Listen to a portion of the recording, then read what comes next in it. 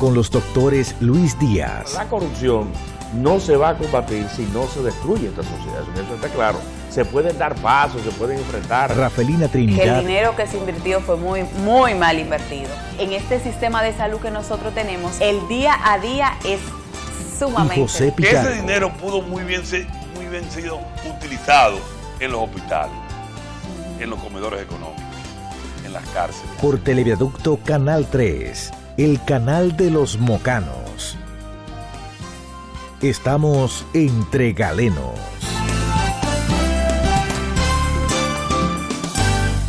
Desde Televiaducto Canal 3, el canal de los mocanos, una nueva entrega semanal de Entre Galenos.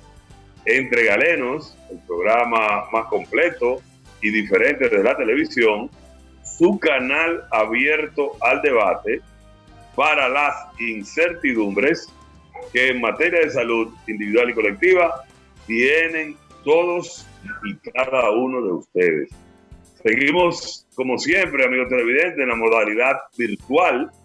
Todavía no podemos hacer el programa a la usanza tradicional, porque todavía, ya comentaremos más adelante, aunque si bien se ha verificado una disminución en la cantidad de casos, todavía la incidencia es muy alta y no es conveniente que personas como nosotros, que estamos directamente bregando con pacientes con COVID-19, pues estemos con proximidad, sin mascarilla, sin ningún tipo de barrera. Entonces hemos querido mantener con ustedes este contacto virtual, donde podamos expresar nuestras opiniones sin problemas y donde no corramos ningún riesgo innecesario, Rafelina, Luis y yo, porque la cercanía es obligatoria en el canal, en el estudio.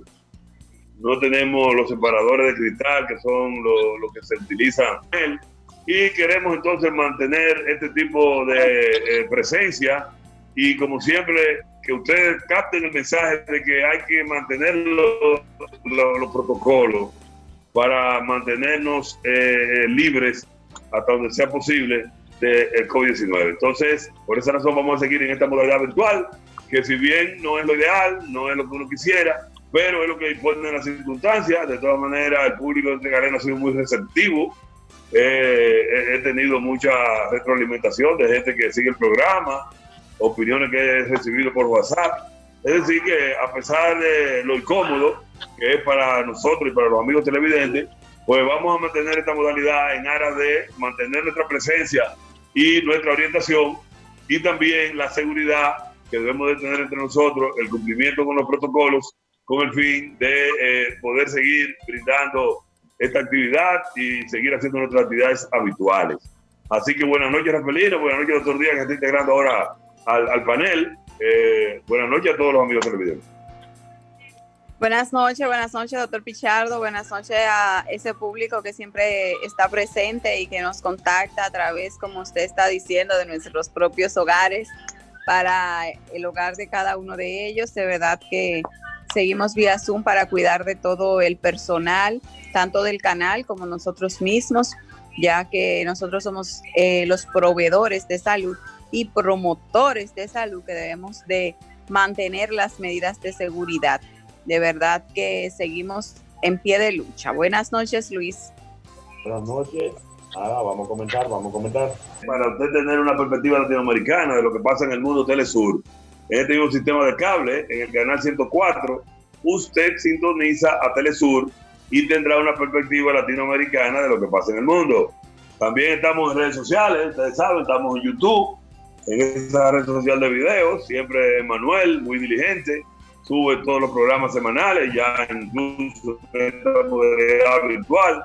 Además, usted puede ver programas anteriores o segmentos de programas anteriores, si lo quiere recomendar a algún amigo o usted quiere volver a verlo, pues ya usted sabe que está ahí en YouTube. Nomás tiene que entrar a la barra de búsqueda, poner la palabra Entre Galenos, y ahí usted verá segmentos interesantes y programas completitos de Entre Galenos. Y en este momento, en redes sociales también, estamos en Facebook, en el sitio de NJ Productora.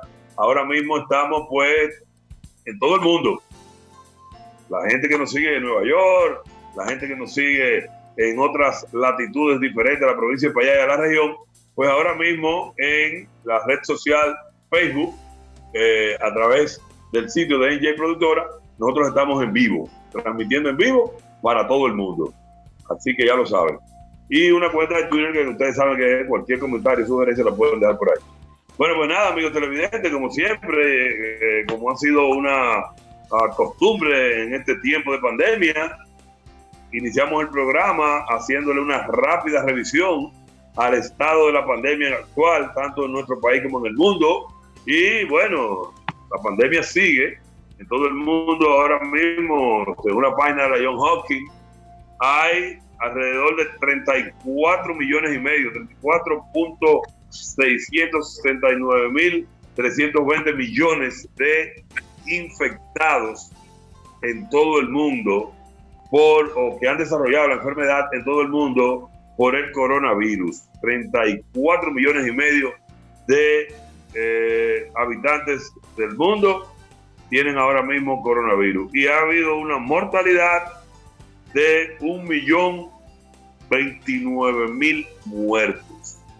Lamentablemente han fallecido 1.029.000 muertos y se han curado alrededor de 24 millones.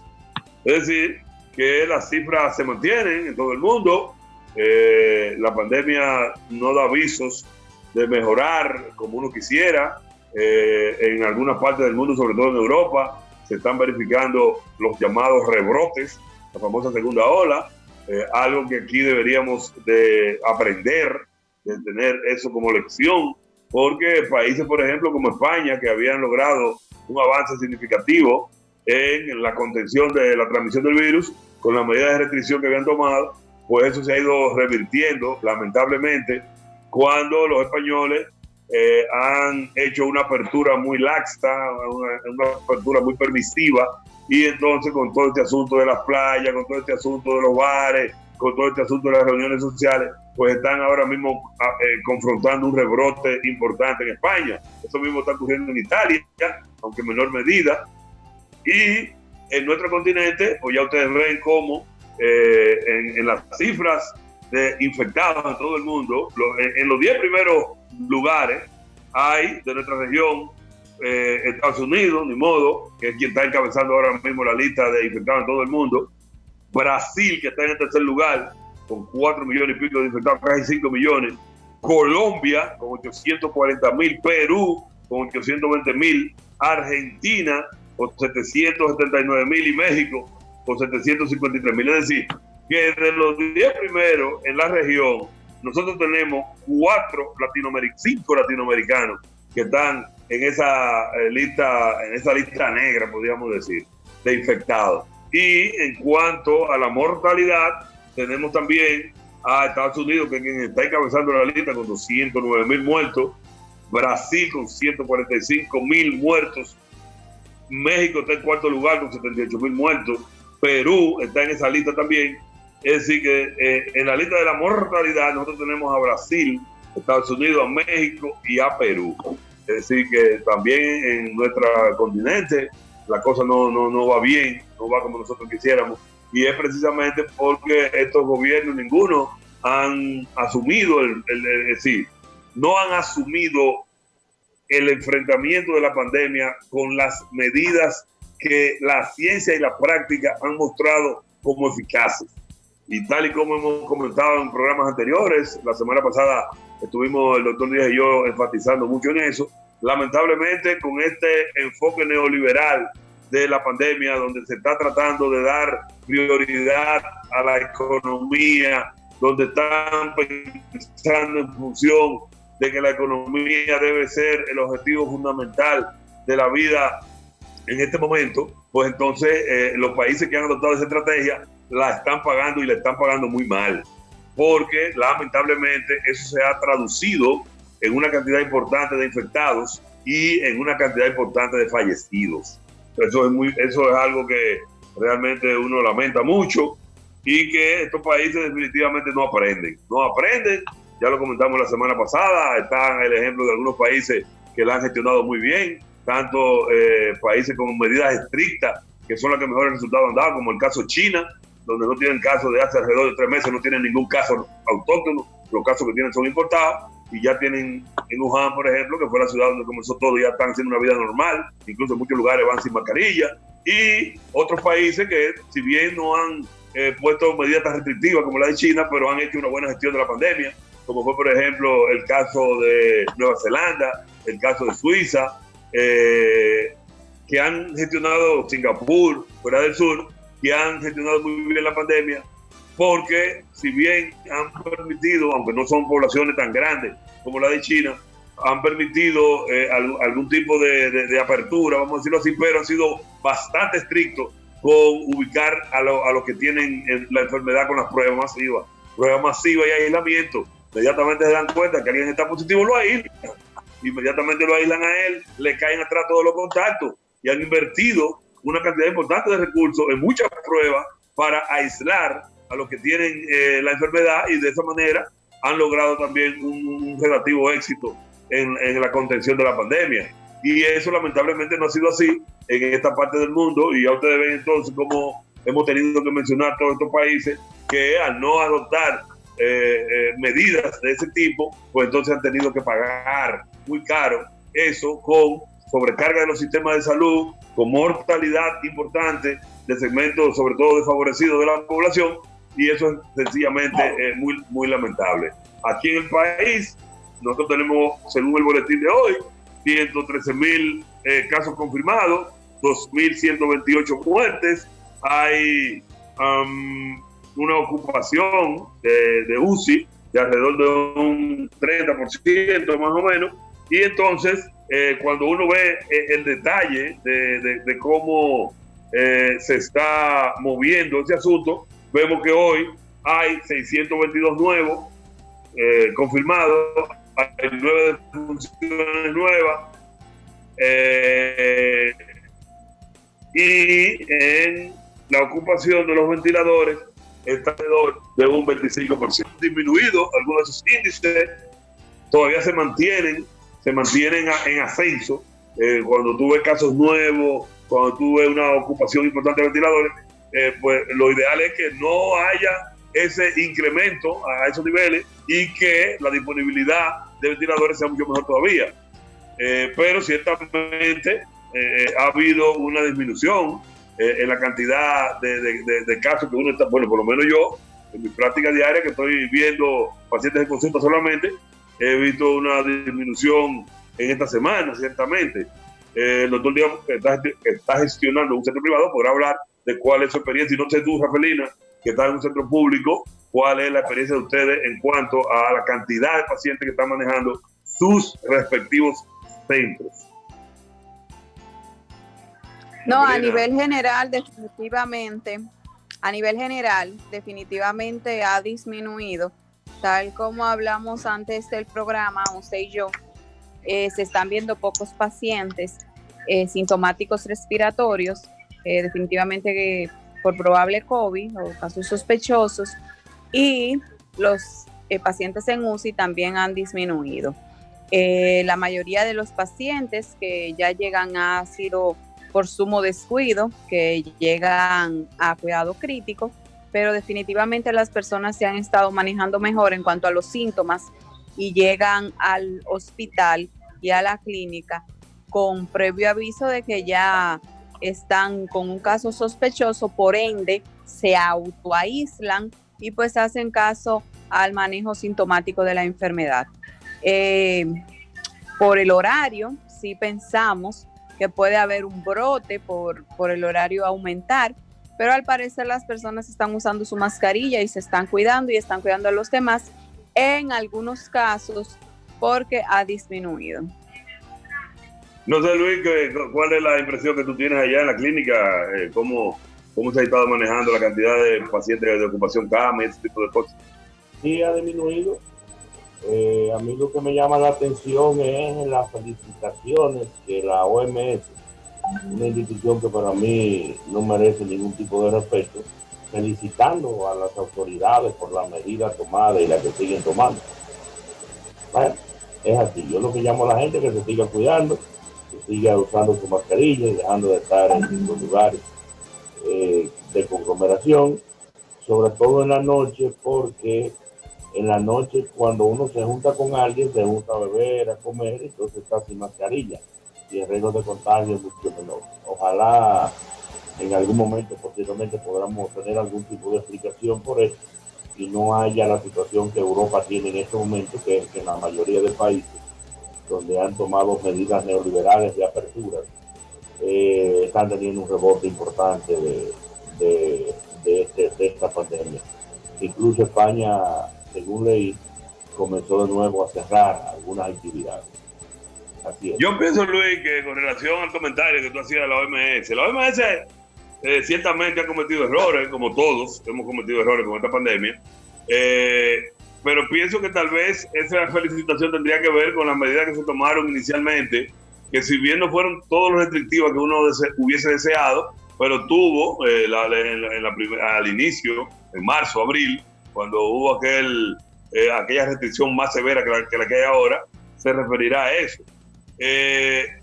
Y a que teóricamente, las autoridades han mantenido las medidas que se han recomendado a todo el mundo, como es el distanciamiento, el uso de mascarilla y el lavado frecuente de manos. Sin embargo, es bueno apuntalar, yo te lo había comentado a usted en el guión, lo comenté con Rafaelina, lo voy a comentar ahora a propósito de lo que tú decías, Luis. Miren, amigos televidentes, con este asunto, ya lo hemos comentado en la semana pasada, este asunto del COVID-19, tal y como está en el momento actual, y la perspectiva que hay, no se vislumbra, oigan bien, amigos televidentes, no se vislumbra que en lo inmediato haya un retorno a la normalidad tal y como lo conocíamos antes. Eso no se puede pensar. Es decir, miren, ustedes pueden pensar desde ahora que vienen las fiestas navideñas, que son muy tradicionales en el mundo cristiano, pero olvídense, eso no puede ser igual, no va a ser igual a como estamos nosotros acostumbrados a verla, por lo menos no este año. Eso hay que olvidarse de eso. Hay que mantener esas medidas restrictivas por encima de todo. Miren, le voy a poner un ejemplo, y le voy a hacer referencia a un estudio que se lo comenté a Rafaelina en la pausa. El ejemplo, ustedes lo tienen ahí, señores, Donald Trump. O sea, me río, no porque yo le desee que él, aunque no sea tanto de mi devoción, esté enfermo, sino por el hecho de que Donald Trump, el presidente de Estados Unidos, ahora mismo tiene el COVID-19, él y su mujer, sencillamente porque no respetaba las medidas de distanciamiento y de mascarilla. Donald Trump desde un principio fue un negacionista del COVID y su gravedad, y decía que no, que eso era una simple gripe, igual que Bolsonaro, decía que era una simple gripe, y que eso iba a pasar, que Estados Unidos iba a ser capaz de enfrentarlo. Eso lo decía él en febrero. Cuando vino el COVID como tal en Estados Unidos, miren cuánto lleva ya, 209,000 muertos lleva el COVID en Estados Unidos. Y él, a pesar de eso, ha seguido con su chabacanería de negacionista, y ahora, como está embarcado en una campaña electoral, estaba renuente a aparecer en público con la mascarilla, a relacionarse con su ambiente de asesores con su mascarilla, y lo relajaba mucho. Bueno, pues miren, por estar con ese tipo de actitud, una de sus principales asesoras, una muchacha joven de 31 años, oye, ella agarró el virus y ella se lo transmitió a él y a su esposa, porque era parte del entorno de la chelcha, las reuniones juntas, como dice Luis, la bebedera, la comedera, porque el que está comiendo y bebiendo no puede tener mascarilla puesta, y sencillamente se contagió. Y hoy vi en la prensa que lo han aislado, no en la Casa Blanca como él quería, sino que lo llevaron a un hospital, al hospital que utilizan allá los funcionarios de alta, es decir, los altos funcionarios, incluyendo el presidente de la República, que es el hospital Walter Reed de Bethesda. Entonces, Donald Trump es un paciente de riesgo, porque es 74 años, aparentemente no tiene ninguna otra enfermedad crónica, pero es obeso. Es decir, él tiene obesidad de 74 años. Y entonces han tenido que aislarlo, han tenido que llevarlo a ese hospital, han tenido que incluso utilizar tratamientos experimentales que no están aprobados y que no han mostrado efectividad, vamos a decirlo así, aunque están en etapa experimental, con anticuerpos, un viaje de vitaminas y ese tipo de cosas. Es decir, Él podrá salir o no de eso no lo sabemos, hay que esperar la evolución. Pero fíjense ustedes cómo el presidente de los Estados Unidos ahora mismo está padeciendo una enfermedad sencillamente porque no atendió a estos protocolos que estamos nosotros comentando aquí, que es lo que hay que exhortar a la gente a no disminuir, a no bajar la guardia. Las mascarillas en esta etapa es obligatorio. No hay forma de que usted esté en un sitio público que no sea con mascarilla. De ninguna manera puede bajarse la guardia. Yo le comentaba a Rapelina, Luis no lo había oído ahí, pero se lo voy a comentar a Luis y a todos ustedes, amigos televidentes. Un estudio en esta semana interesantísimo que salió en el New England Journal of Medicine, que es una de las revistas más prestigiosas que hay en el mundo y en Estados Unidos, el famoso New England, donde ellos establecen que las mascarillas son tan importantes porque han visto que gente que ha desarrollado la enfermedad, pero que tiene mascarilla, le ha dado de manera más leve, porque la carga viral que adquiere, o sea, la carga viral que tiene el individuo que se contagia de esa manera, con mascarilla, es mucho menor. Y eso tiene su explicación, por la misma mascarilla, por la barrera mecánica de la mascarilla. Y entonces desarrollan una enfermedad más leve. Es decir, que fíjense la importancia de la mascarilla, que aún usted se contagie, porque puede ocurrir que la mascarilla no esté bien puesta, que no sea de buena calidad, que lo que fuere, o que usted se ponga delante de un tipo que esté tirando mucho virus para afuera. Oye, la mascarilla le da, entonces, a quien la tiene puesta, esa ventaja de que si adquieres el virus, la cantidad de virus que te llega no va a ser tanta, y entonces tu organismo puede defenderse mejor de una cantidad menor de virus que le llegue a él. Es decir, que fíjense ustedes la importancia de la mascarilla. Y entonces eso, Donald Trump, no lo entendió, no lo ha querido entender, y miren ahora cómo está pagando él eso. Y embarcado ahora en una campaña electoral, como está ahora en Estados Unidos, uno no sabe cómo eso va a repercutir en la posición de él electoralmente hablando en esas elecciones. Para que ustedes vean cómo situaciones así cotidianas pueden motivar que cualquiera la pueda coger. Miren cómo la cogió el presidente de Estados Unidos. Otros presidentes, por ejemplo, Bolsonaro, que también era un negacionista, él se decía que era una gripecita, una gripeciña, como dicen los brasileños, ahí lo cogió también, pero Bolsonaro es más joven que Trump, y Bolsonaro es un atleta. Bolsonaro de 65 años, un atleta, no sufre de más nada, y la pudo pasar bien. O sea, salió bien de la enfermedad, como ocurre con la mayoría de la gente, porque hemos dicho esto aquí muchas veces, que la mayoría de la gente en el mundo entero sale bien de la enfermedad. Es decir, de cada 100 gente que le da la enfermedad, 80-85% salen bien, sin problema, incluso sin tratamiento. Eso se ha visto ya en muchísimos estudios. Pero cuando tú tienes un paciente, como el caso de Trump, 74 años, obeso y todo lo demás, pues entonces ya la cosa es diferente. Y entonces hay que vigilarlo de cerca, hay que ver si hay tratamiento que se le puedan dar en esa etapa de la enfermedad, etcétera, etcétera. Pero ustedes vean, amigos televidentes, que con este asunto de la enfermedad, si bien hay unos números que pueden alentar a cualquiera a decir, no, ya nosotros estamos controlando, no, pues se puede bajar la guardia. Individualmente no se puede bajar la guardia, sobre todo lo que de alguna manera tenemos comorbilidades, enfermedades concomitantes, edad, etcétera, etcétera. Son muy importantes que se tengan en cuenta.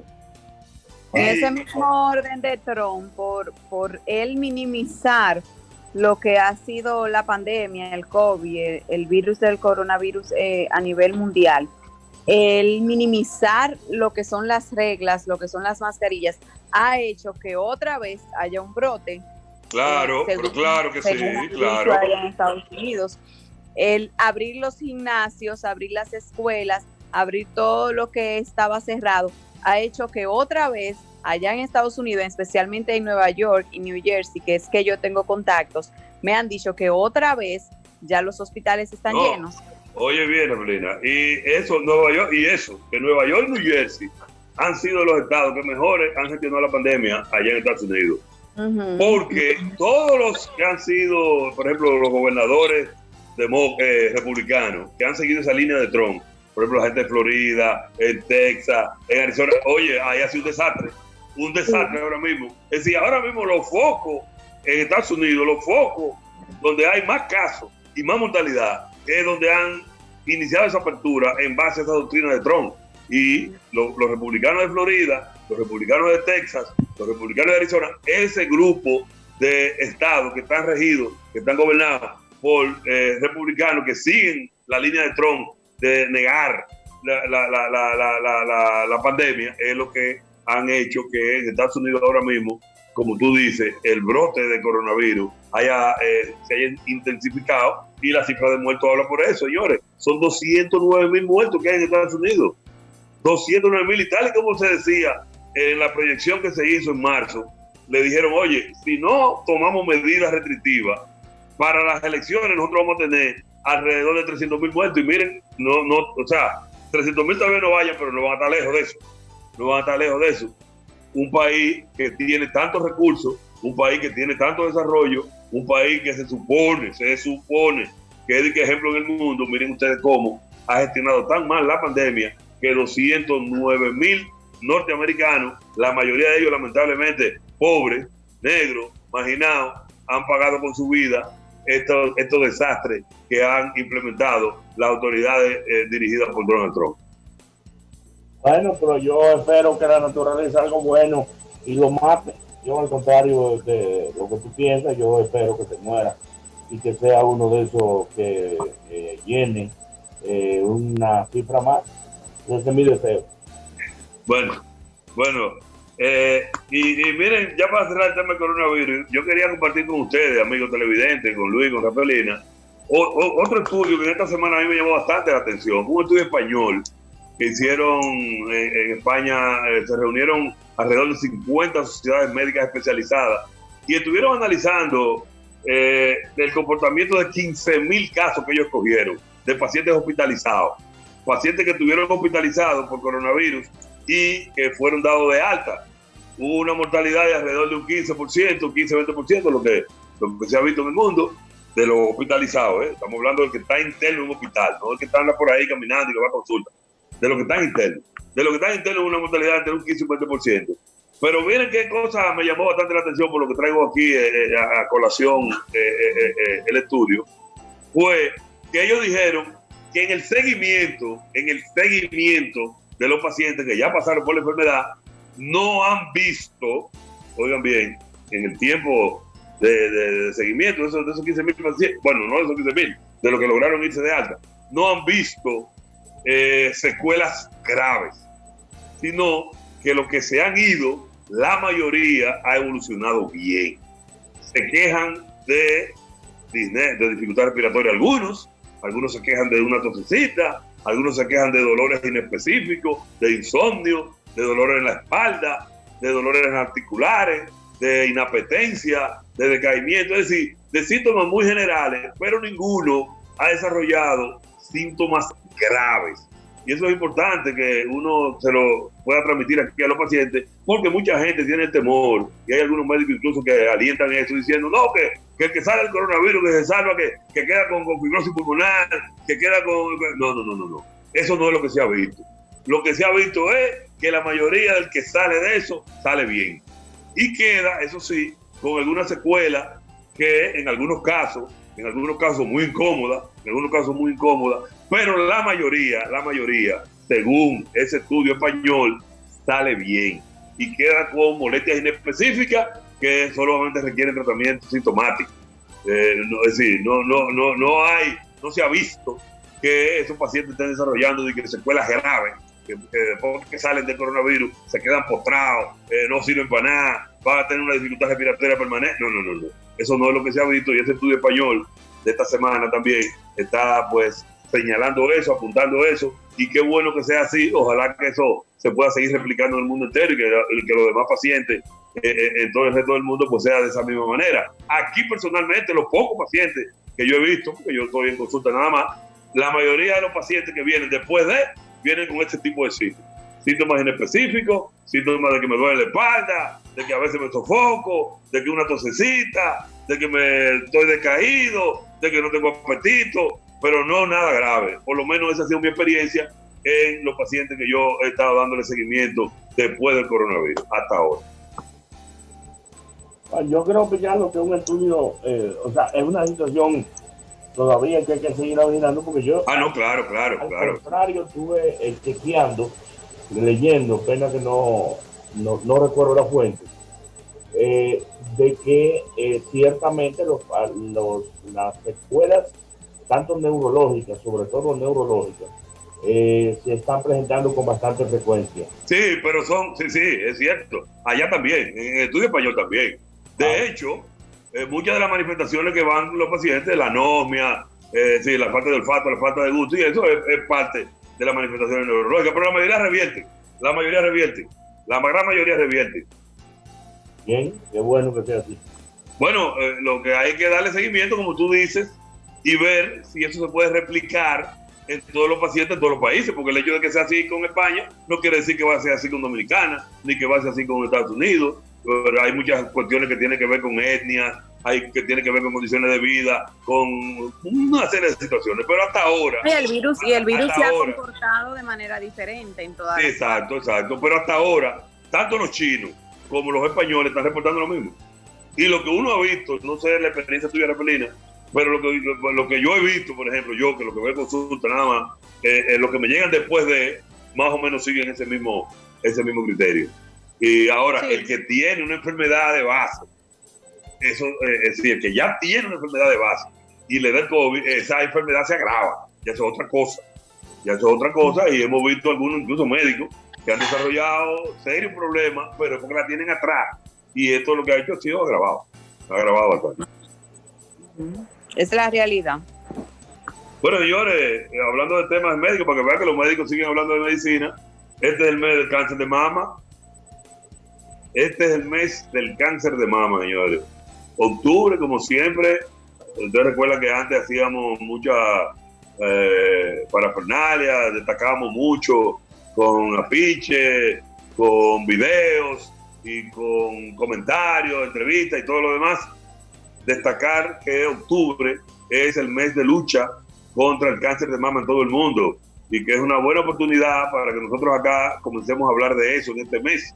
Creo que más adelante Rafaelino está coordinando unas interesantes entrevistas y yo pienso que en un mes como este, que iniciamos hoy los programas del mes de octubre, pues es importante siempre que entre todos nosotros pues comentemos con los amigos televidentes la importancia de prevenir y de reforzar la lucha contra el cáncer de mama.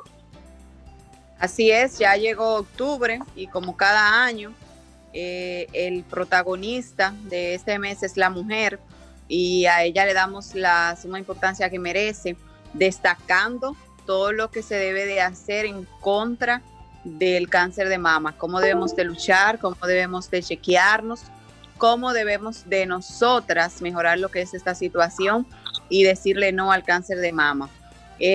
Ayer casualmente estuve hablando con Cariluz Castillo, la hermana de Yulisa, que ya la hemos tenido en el programa en repetidas ocasiones, en algunos años, y estuve hablando con ella para coordinar la entrevista, como usted dijo, doctor. La vamos a tener para el sábado 17, vamos a tener la entrevista con las Castillo, con las dos. Ellas van a ofrecer esta entrevista con nosotros y la pautamos para el sábado 17. Vamos a ver si la vamos a hacer vía Zoom o si podemos hacerla grabada en el estudio con las medidas de distanciamiento.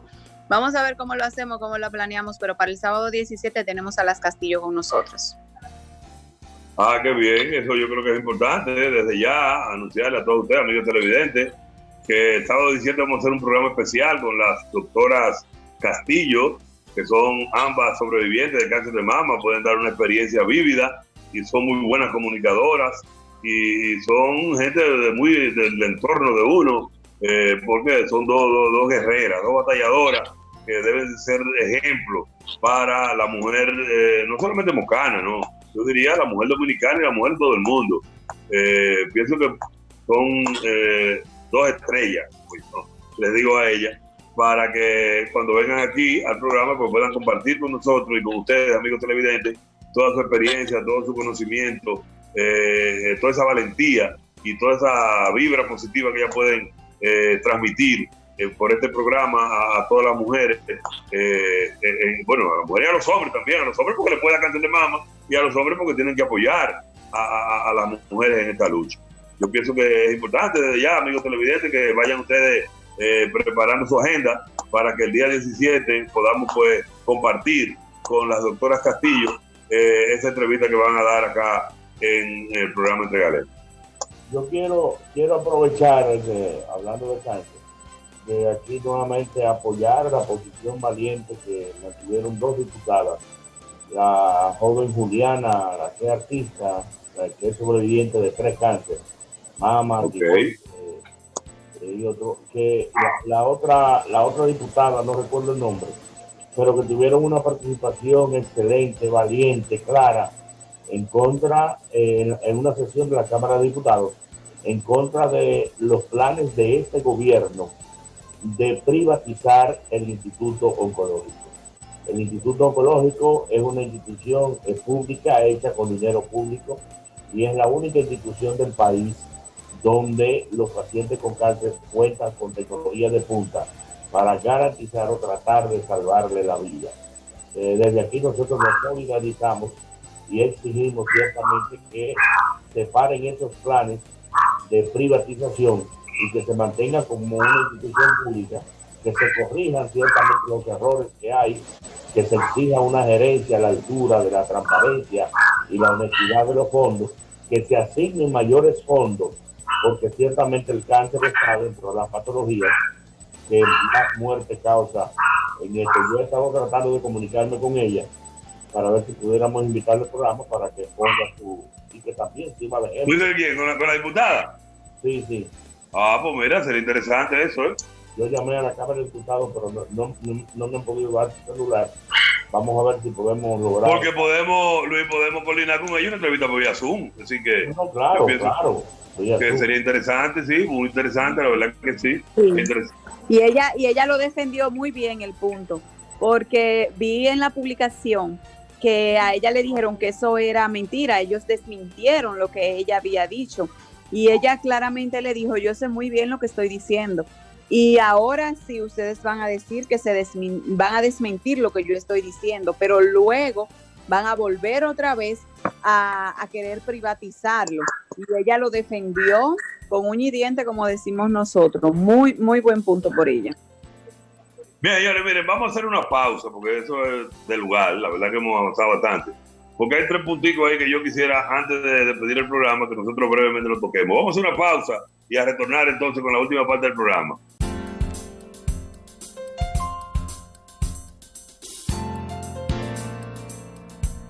Bueno, señores, la verdad que antes de irnos, en estos 5 minutos, hay unos temas ahí que uno quisiera no dejarlo pasar por alto, para que ustedes, hablamos bastante de medicina, para que no digan ahí que los galenos no hablan de medicina, que sí que hablan, pero la verdad que hay cosas que suceden en este país que uno no puede quedarse callado, porque de alguna manera uno tiene que expresar lo que se siente ante tanta ignominia. Oye, pero ustedes vieron el asunto de los nombramientos de los familiares de funcionarios. Oh, pero ven acá. A la mujer de Orlando Jorge Mera, el ministro de Medio Ambiente, la nombraron en Brasil como embajadora. A las familiares de Milagros Germán, ¿cuántos que son, Rafaelito? La hija y el sobrino. Lo han nombrado también por todos lados. Está Milagro. Un familiar de Wellington Arnaud, que está ahí en INAPA como quiera, pues, contra viento y marea. Lo nombraron también. Es decir, que en este gobierno tú nada más tienes que ser familiar de un alto funcionario para tú garantizar un cargo. Óyeme. Y eso no era lo que ellos lo criticaban a la gente del PLD. No era eso lo que criticaban a la gente del PLD. Como dijo Luis, más de lo mismo. Richardo, tú que tenías tu esperanza de que te iba a hacer un cambio, es el cambio de reversa. Estos son unos inmorales, unos bandidos, unos sinvergüenza, unos impostores, unos malditos pro-haitianos, inmorales, bandidos que de nuevo juegan, coño, con la esperanza del pueblo dominicano. No es otra cosa, a esto no hay que darle 100 días, ni 200 días, estos son unos bandidos, peores, señores. Estos no tienen dignidad. Estos van a mandar, no tenga duda, que si Estados Unidos materializa por la razón que fuera la invasión a Venezuela, estos son los primeros que van a mandar soldados y que lo van a defender en la ONU, porque estos no tienen moral, estos no tienen principio, coño. Pero señores, ¿tú te acuerdas todo lo que hablaron, toda la mierda que hablaron esta gente sobre la fórmula de la gasolina? Bueno, pues ayer aumentaron la gasolina de nuevo. ¿Tú te acuerdas todo el ministro, Sí. el reformista, el bandido de esto? Que no, que la fórmula, y la respuesta que da. No, espérate, que era una cosa cuando yo estaba en oposición y es diferente ahora. Entonces, señores, de esto no se puede esperar nada. Nada. Y el pobre Plutarco, Pichardo, y yo tenemos que llamarlo, apoyarlo para que renuncie. Porque Pichardo Plutarco apoyó, canceló a una red de médicos que no trabajan. Y Waldo, porque Waldo lo que es un bandido, ¿verdad? Comenzó a hablar, este gobierno no quiere, ¿verdad? Problema ahora, y delante de Plutarco pone a la vicepresidenta a reponerlo. Entonces, esto es un gobierno inmoral, totalmente inmoral, señor. Así es. Se quedó atrancado, Pichardo, pues. Ahí está. Así. Ahí está. Entonces, eso es, señor. O sea, no hay que esperar y ojalá el pueblo dominicano entienda esta situación y comencemos a protestar nuevamente y comencemos a rebelarnos nuevamente. Hay que exigirle. Y exigirle. Esperemos que sí, porque... Sí, porque ya, oye, ahí viene un vendaval de impuestos, Yo no sé si ustedes vieron eso. Ahí viene un vendaval de impuestos que tiene que ver con todo lo que es compras en internet, la entretención tuya, ese asunto de Netflix. Y óyeme, a todo eso le van a mandar por la cabeza, por la cabeza. Y esto de comprar por internet, de que tú buscaste artículos que aquí son carísimos y te vas a ahorrar. No, a esa es clase media de la que todos somos parte y que de alguna manera uno se puede beneficiar de ese tipo de servicios. Eso se acabó, compadre. Eso viene con impuestos a diestra y siniestra. Lo que quiere decir que el movimiento popular, y ahí te doy la razón a ti, Luis, debe de plantarse, debe de retomar la vía de reclamo y de lucha para que nada de estas cosas puedan llevarse a cabo. Porque imagínense ustedes, amigos televidentes, con una situación de crisis encima de eso, aumentar los impuestos de la manera que esta gente quiere, todo lo que va a hacer es agravar aún más este asunto de crisis. Ellos que le quieren grabar a lo que ellos entienden que han ganado mucho en la pandemia, bueno, que le graben a eso, a lo que han ganado mucho, a eso que tienen que grabarle, que comiencen a quitar esos sueldos de más. A las grandes fortunas y a los grandes negocios, esos son los que tienen que grabar. Y que devuelvan todo lo que se robaron. Exactamente. Que comience a confiscarle a todos los ladrones de los pelegatos, coño, que se robaron el país. Porque nada más han hablado, solamente han mencionado y han dicho que se va a hacer justicia, pero no hay nadie todavía preso. Y por cierto, Pichardo, dile a doña no debo mencionar. El senador actual se ha negado, y digo que se ha negado porque dejó pasar la fecha de entregar su declaración sin ningún tipo de necesidad, porque ¿quién no sabe que Carlos Gómez es multimillonario? O sea, ¿qué es lo que le están poniendo? Vamos a escuchar la invitación para que hable de eso. Vamos a escuchar la invitación para que hable de eso. Un lío innecesario, hermano. Usted está obligado a presentar su patrimonio, además su fortuna está en Estados Unidos, donde el nivel de institucionalidad es mucho mayor que aquí. Y usted tiene que presentar de seguro usted tiene que presentar su fortuna. Entonces, nadie duda, usted no ha sido un funcionario público. Esta es la primera vez que usted ha sido un funcionario público y ya dijo que no iba a recibir el dinero porque usted no lo necesita. Entonces, óigame, mi hermano, porque es una obligación. Usted tiene que obligado, de miedo y empujado, usted tiene que presentar la declaración jurada de su bien. Bien, bueno, señores, el tiempo ya, como todo tirano, y en televisión sí que lo es, ya se nos ha vencido el tiempo. Así que, amigos televidentes, en la semana próxima, a partir de las 7 de la noche, les prometemos un programa interesante. Vamos a ver si ya comenzamos con las entrevistas. Y ya saben que para el día 17 tenemos el plato fuerte de las doctoras Castillos, ambas sobrevivientes de cáncer, en este mes del cáncer de mama. Claro, la Castillo, y tú invitaste a Claribel, Rafaelina. Sí, sí. A las dos. Cariluz me dijo, sí, Cariluz me dijo que ella viene también. Y Claribel la nutrió. También, Claribel. Qué bien, qué bien. Bueno, pues ya saben, amigos televidentes, plato fuerte para el día 17. Desde ya están todos invitados, pónganlo en agenda. Y el próximo sábado, a partir de las 7, otra entrega más de Entre Galenos.